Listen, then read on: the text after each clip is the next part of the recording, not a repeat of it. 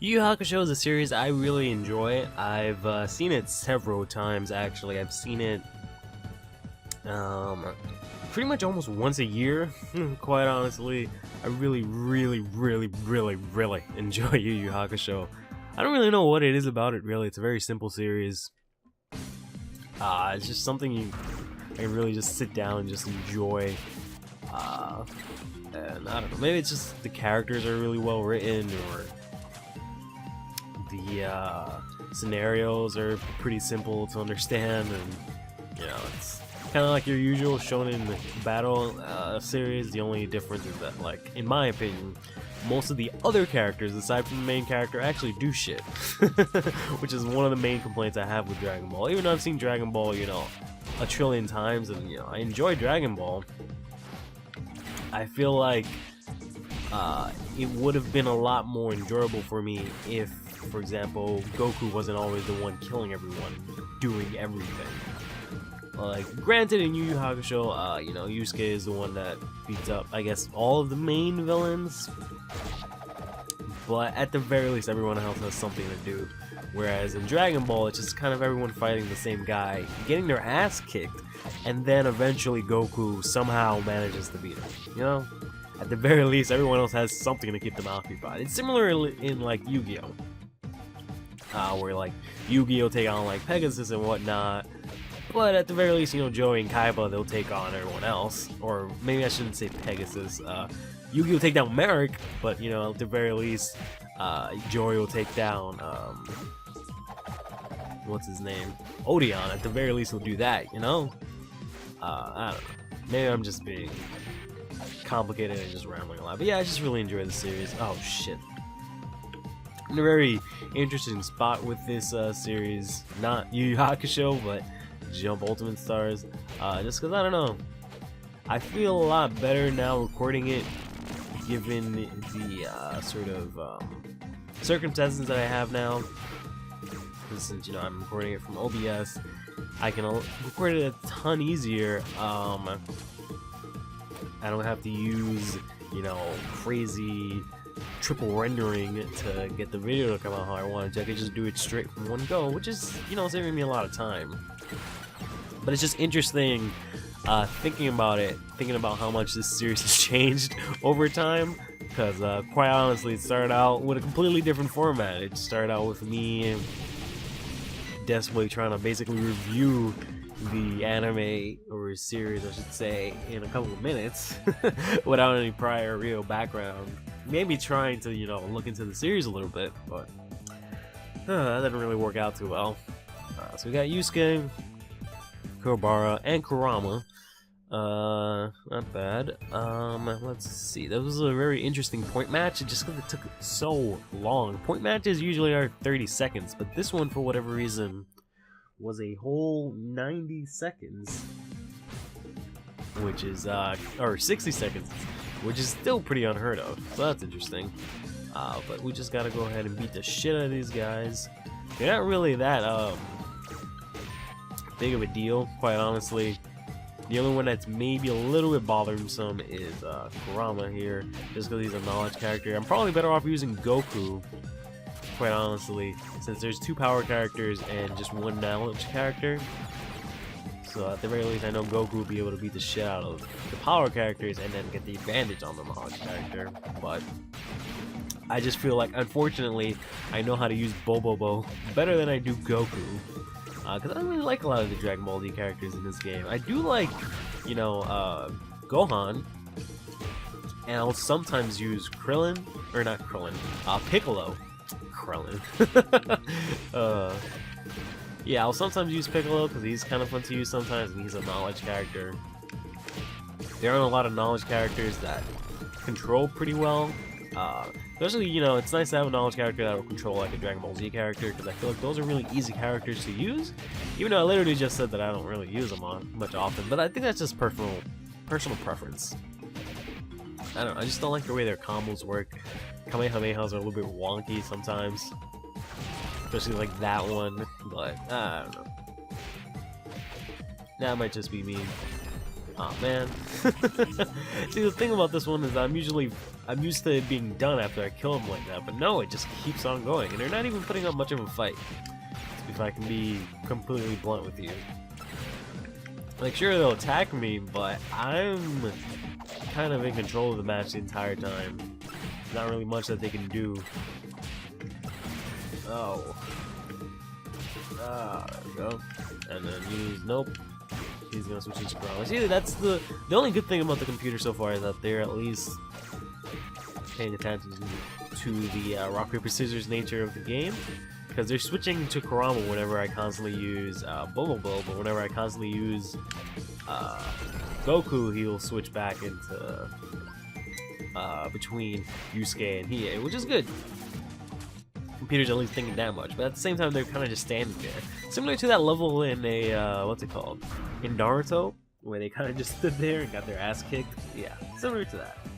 Right, so let's go ahead and see what the Dark Tournament is about. I realize I haven't really talked about the actual series, I have. I just said I really liked it. So the series starts out with your main character, Yusuke Urameshi. He dies, saving a kid in a car crash, and there's no space for him in the afterlife, so they make a deal with him in order to make him come back to life.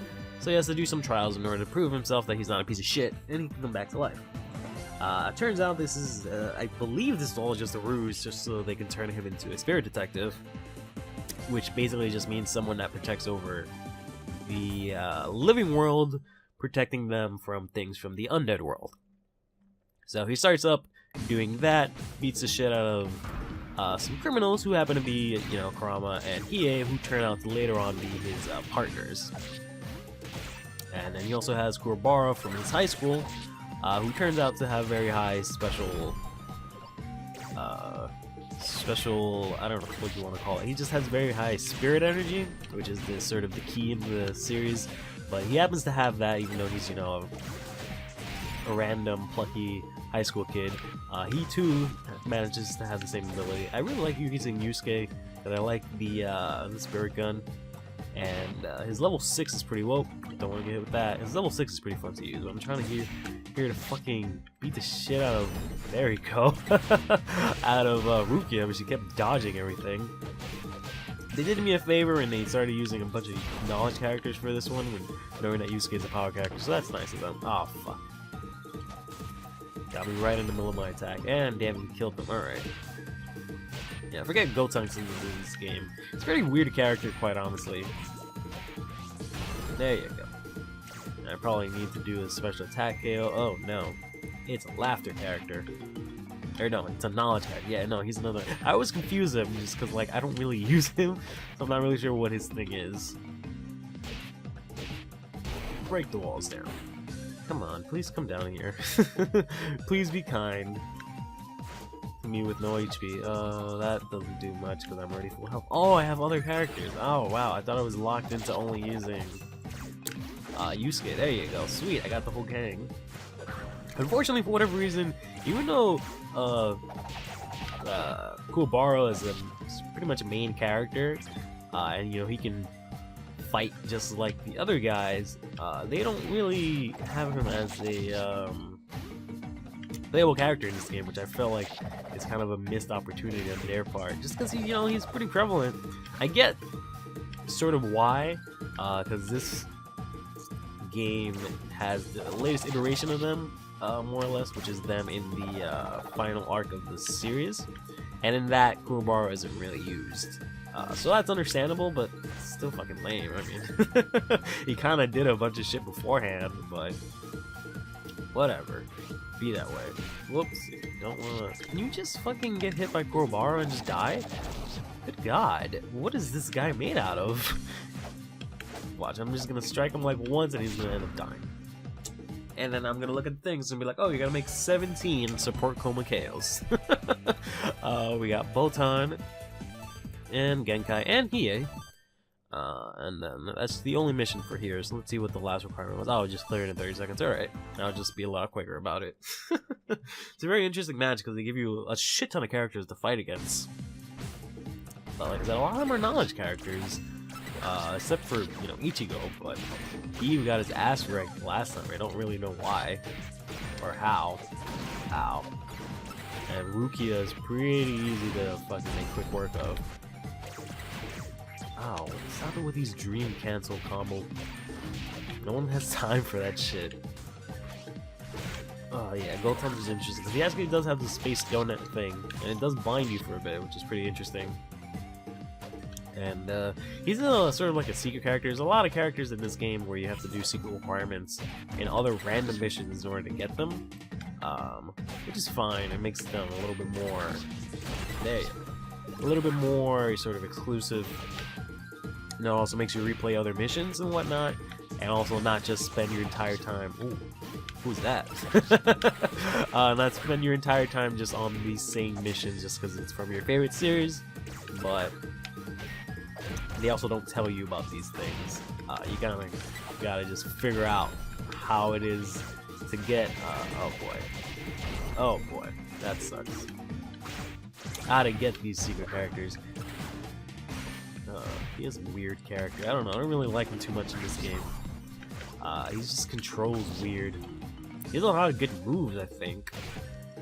And he has like that, which I like characters that do that, because that's a good move to put damage on characters and, you know, moves them in, so I can combo into it pretty easily. There you go. I don't know. I've used him and I just felt like I just couldn't do things that I need to. And yeah, he does stuff like that and just kind of goes all over the place. I'm like, alright, bro, calm the fuck down. I just gotta go ahead and heat up this guy so I can blow my nose. Because for whatever reason, this morning I woke up and I'm just super congested. I didn't do it in 30 seconds. God damn it. There we go. Just had to beat the shit out of him quietly for a bit. But yeah, let's go ahead and take a look at the coma that we unlock. I don't know, I don't think I'm feeling sick. It's just kind of, you know, sometimes when you wake up and if you go ahead and talk a lot, you get extremely nasally. Because it's not like, this is gonna sound really gross, but you know, like when you blow your nose and you look at it? I do that to know whether I'm sick or not. Because if it's clear, it's just me having allergies and being obnoxious. But if it's any kind of color, then it means that I'm actually sick.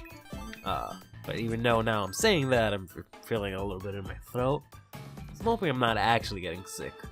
But we got here Yusuke. I would say he's the titular character, but that means his name is in the title, which it is not.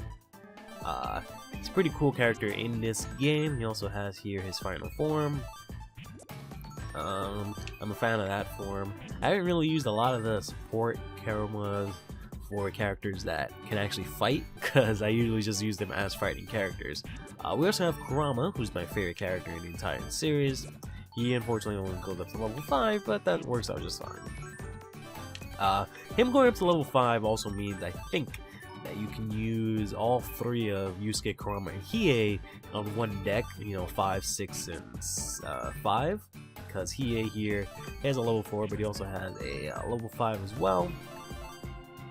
And let's go ahead and level up his support Coma, which is pretty cool because, you know, they all play relatively well.